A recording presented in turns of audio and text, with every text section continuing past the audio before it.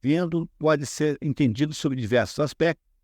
Às vezes, na nossa vida, a gente vive uma selva escura porque a gente perdeu uma coisa muito importante, ou sobretudo, estamos num estado de depressão, ou o estado de depressão é fundamentalmente um estado psicológico ao qual você está empurrado quando você perde as fantasias da vida. Quer dizer, a depressão normal, humana normal, tem as depressões aí patológicas de quem não tem determinados elementos químicos, que é essas pessoas depressivas por razões físicas. Mas a situação de depressão é completamente normal no ser humano, todo mundo fica deprimido de vez em quando, e a depressão é fundamentalmente baseada no fato de que você perde, e quando você perde as ilusões, você se deprime. Quando você descobre que quem você ama não ama, quando você descobre que você achava que tinha uma situação econômica que não tinha, não tem. É o que acontece quando alguém perde um emprego, depois de muitos anos no emprego, quando alguém tem uma desilusão amorosa muito grande, coisas completamente naturais e passíveis de acontecer a qualquer um, não é isso? Então, a depressão é aquele estado em que o Dante se encontra. Quando ele escreve que está numa selva escura, ele já estava no exílio, né? Quer dizer, ele não tem mulher, ele não tem filhos, ele não tem patrimônio, ele não tem uma pátria, porque ele é proibido de entrar em Florença, sob pena de ser morto.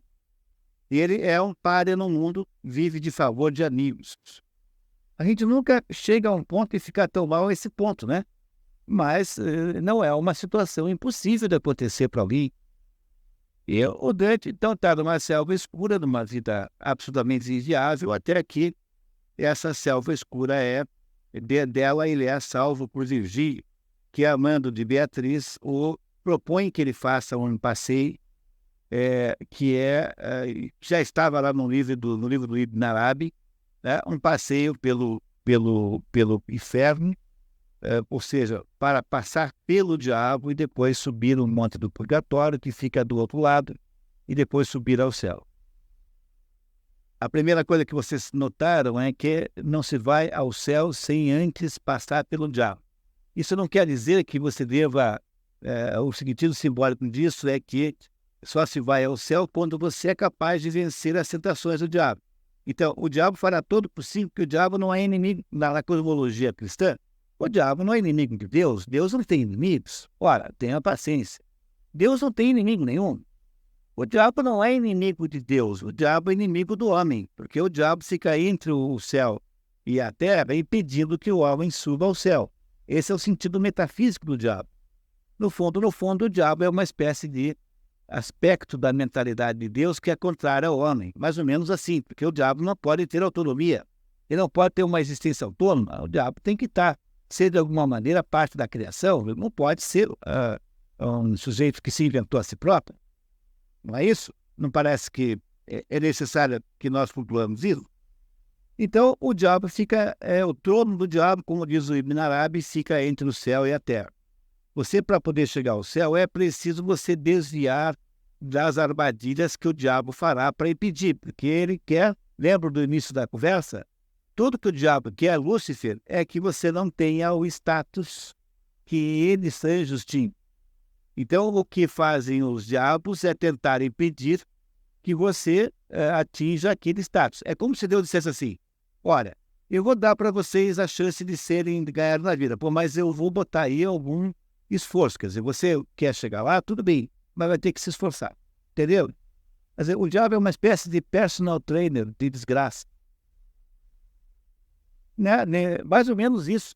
Tá? Quer dizer, ele está aí para você produzir, valorizar a sua capacidade de fazer essa conquista. Esse é o sentido do diabo. O diabo é um aspecto da mente de Deus que, de certo modo, é contrário ao homem. Não é isso? Toda criatura fica enchendo o saco. Você compra uma torradeira, aquela porcaria não funciona. Ou então, quando acaba, joga a torrada no terra. Não é isso? Toda criatura tem um potencial de rebelião contra o Criador. Toda criatura é assim. Eu sempre conto aqui para os meus alunos que a minha filha Clara, quando escrevia histórias de policial, histórias de detetive, ela tinha lá uma detetive chamada Ângela Frota. Ela tinha 12 anos, 10 anos. E ela um dia me disse que tinha matado a Ângela Frota. Pô, mas por que você fez isso? Eu empurrei aquela chata de um penhasco, pegou da história, né? Algum jeito da mulher cair num penhasco abaixo, de 500 metros, para morrer mesmo. Mas por que você fez isso com a Ângela Frota? Estava querendo assumir o poder, estava querendo contar as histórias dela mesma. Pois esse é um fenômeno que acontece, por mais incrível que pareça. Todo mundo que escreve ficção, que conta histórias, percebe que as personagens, num dado momento, resolvem mandar na história. E o que os escritores fazem, de modo geral, é assassinar esses mais, assim, saidios. Quase mesmo, assassino mesmo, para parar de voar. Quer dizer, toda criatura tem um potencial de rebelião contra o Criador. E esse é o sentido simbólico do diabo dentro da cosmologia cristã. E o ser humano, então, precisa passar pelo plano do diabo para poder chegar a Deus. E aí, então, atingir esse ponto é a grande viagem iniciática humana. Quer dizer, é a viagem que sai da Terra, onde nós estamos aqui, dentro da nossa realidade corpórea, e então somos capazes de fazer esta viagem na direção de Deus, apesar da presença do diabo no caminho. Mas o que é fundamental entender nessa história, o próximo ponto para a gente entender o que ele quer nos dizer, é respondermos a seguinte pergunta: qual é a principal diferença entre os que estão condenados ao inferno e os que estão condenados ao purgatório? É o quê? É a esperança. Né? Quer dizer, qual é a característica central do inferno? Se você considerar que os castigos existem nos dois, né? Há punições nos dois. Mas o que parece ser a coisa mais infernal de todas?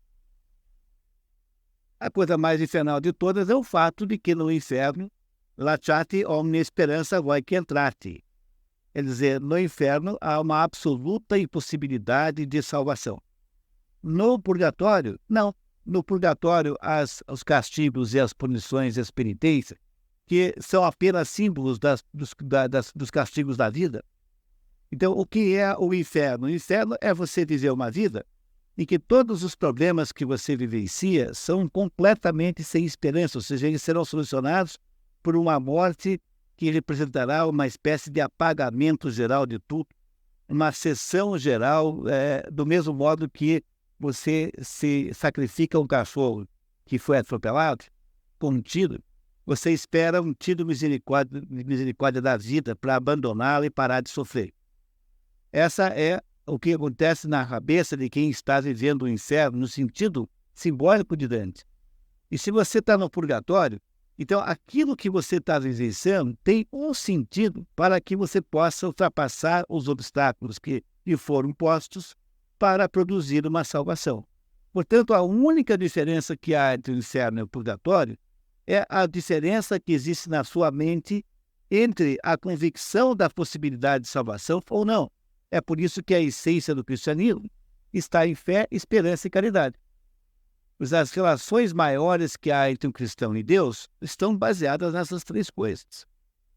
E essa é a razão pela qual Dante descreve essa desesperança infernal como sendo sem solução, porque você estabeleceu que não tem solução, que você é o autor da própria prisão que você gerou, na medida em que você é incapaz de pedir ajuda para Deus e incapaz de impedir que Deus te salve.